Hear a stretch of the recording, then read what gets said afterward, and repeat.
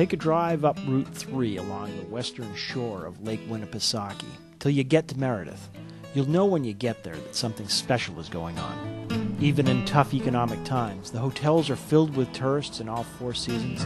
The waterfront is lively and Main Street is thriving. But it hasn't always been such a pretty picture. Like so many New England villages, Meredith fell on hard times as manufacturing moved out. By the mid-1970s, the downtown was dilapidated, the old mill building in the center of town was derelict, and Main Street was beginning to fold from pressure of new retail centers closer to the interstate. Yeah, Meredith was a place to drive through. Nobody stopped, nobody stayed. There was no place to stay, really. Enter Rusty McClear, a young Vermonter come to Meredith to learn the ways of hospitality. I moved here in 1971.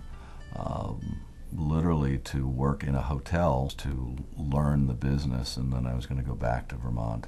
About this time, a group of locals came together to shape a new vision for Meredith, to use zoning tools to limit sprawling development along the town's major roads.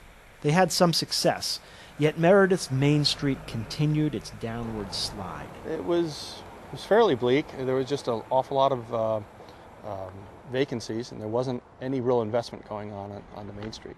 By the 1980s, the town's decline brought a group of business leaders, civic groups, and town officials together to develop a master plan. Their vision was to focus new growth and economic development in the downtown core, along Main Street and the waterfront. Right at the heart of town was the old linen mill, now a rundown asbestos products plant. The Ametex site itself was in the middle of town, on a road that had 18 or 20,000 cars a day, overlooked the lake, had a waterfall in the middle of it, had an almost 200-year-old 16,000 square foot wooden mill building that was in great shape. So it had all of that. Now that was all encapsulated in these crappy old cinder block buildings. Not only was it not attractive, it wasn't very safe. Our plan talked about what Meredith would be like or could be like if that asbestos factory was not there anymore. Guided by the comprehensive plan and spurred by a large dose of vision and persistence, Rusty's company bought the Ametex site, invested millions of dollars in its renovation, and opened the Inn at Mill Falls in 1985. At the same time, the town and civic groups stepped up investment in the downtown. This here was a burnt out, boarded up, 2.5, 3-story brick building that was a nightmare. And this thing was front and center right here in the downtown. And a group of folks known as Latchkey Charities got together, working with the town and some other folks to try to find a way to get this thing dealt with. So we got rid of the bombed out building, and then this building got rehabbed into various retail spaces. And this is known as Community Park. It's kind of like a nice little public space here on our Main Street. It butts up to the canal that runs through the downtown here. Before this, we had nothing. We had no green spaces in the immediate downtown area. By the 1990s, the town was sinking even more money where its master plan was, investing in waterfront docks, parking, sidewalks, and new buildings, all targeted to making the town center more functional and attractive. But Meredith recognized that a healthy community isn't just about a vibrant Main Street. It also needs a balanced rural landscape of working farms, recreation, and conservation land. One such effort was conserving more than 600 acres of prime land known as the Moulton Farm.